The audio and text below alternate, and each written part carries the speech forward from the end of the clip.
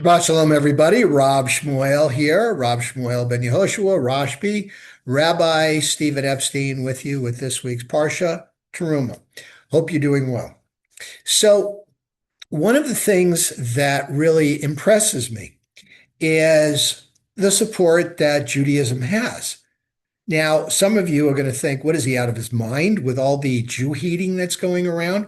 Yes, but that's really what I'm finding in very specific places, and it's very loud and it's very evident. So there's a lot of people that are just, they're finding any reason to take down Jews. I mean, it's like, here we go again, folks. We just can't seem to get away from it. There's always someone that wants to do us in, and yet we always prevail. So I have been different places in the country. I live in California. I've been different places in Southern California. My daughter lives in Alabama in a community where if I go to the visit, there's one Jew in the town, right? But a lot of people there. And Alabama is a very conservative place, very Christian, very Bible, and they support Israel. And it's nice. It's really nice hearing that. So when you hear about all these protests, about all these demonstrations, they're not really, what are they protesting? That we exist, that we have a country. Where's the protests for Iran? What's going on there? Russia attacking Ukraine. We've been there, done that. We're all tired. It's like whatever. It is what it is. So, but they are now starting to make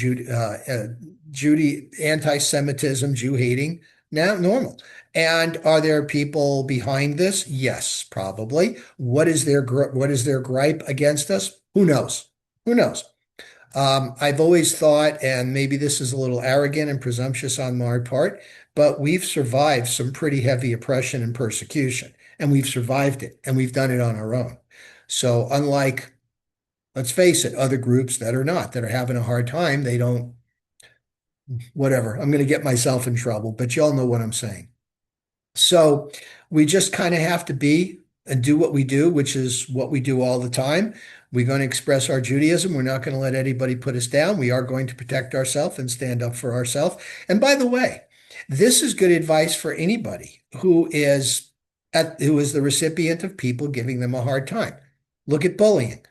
People always find people that are weaker than them. Many times you will see groups attacking one person when it comes to bullying. It's the same story for years. People want to be in control. They have this thing about being able to oppress people. It gives them this sense of power and this ego, and there it is. Now you know why God's giving us all these commandments and saying, no, you don't gossip. You help somebody who's in dire straits, even if you don't like them. Choose the better road. Doesn't mean you have to sacrifice your self-esteem and your station and wherever you are in life in order to put up with this. That's not what it's about. What it is about is standing up for yourself. And that's what all these commandments help us do. It gives us a sense of pride, the sense of strength that we are rising above, that when everybody is teasing somebody who's new, we say, no, you have to honor the stranger. You have to make friends. You have to welcome them. That's what we're talking about. And that's what makes us, and that's what makes anybody who subscribes to that level of honor better. Okay? All right. So let's talk about terumah. What is terumah? It's one of those Hebrew concept words that really doesn't have much of a translation going to English.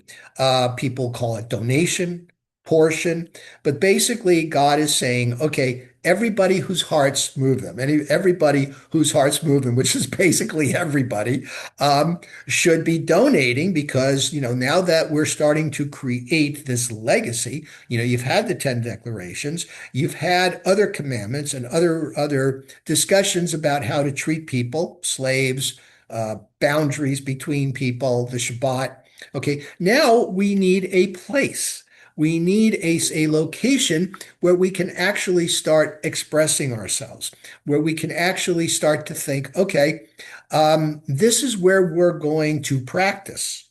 what all these rules and laws are. So we have this place, okay?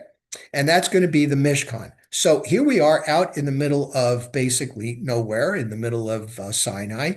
And God is saying, I'm going to show you how to make this Mishkan, this basically portable temple. That's what it is. I used to tell the kids, it's like MASH, Mobile Army Surgical Hospital. They put it up when they need to, they take it down and put it somewhere else. And that's what we did for 40 years. We had this setup, this kind of tent where they made curtains, they made poles. It was really kind of a genius when you think about it. It was kind of like a modular housing, right? They had planks, they put poles in the planks to hold them up.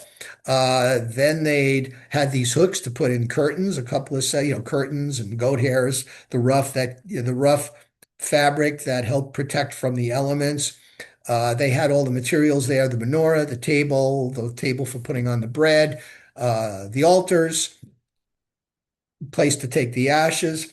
And it was really, when you look at it, you say, wow, that's kind of a pretty good construction, right? So we as physical people need a physical place in order to worship. And what does this worshiping do for us? Why have a place at all? Why not just sit home and just read and study? We have this gathering place. And at the time, we would do offerings because that's what people did. That's what human beings did at that time in order to worship a deity. They would offer. Now, of course, we just offered certain animals. I mean, that's where it was. That's where we kept it.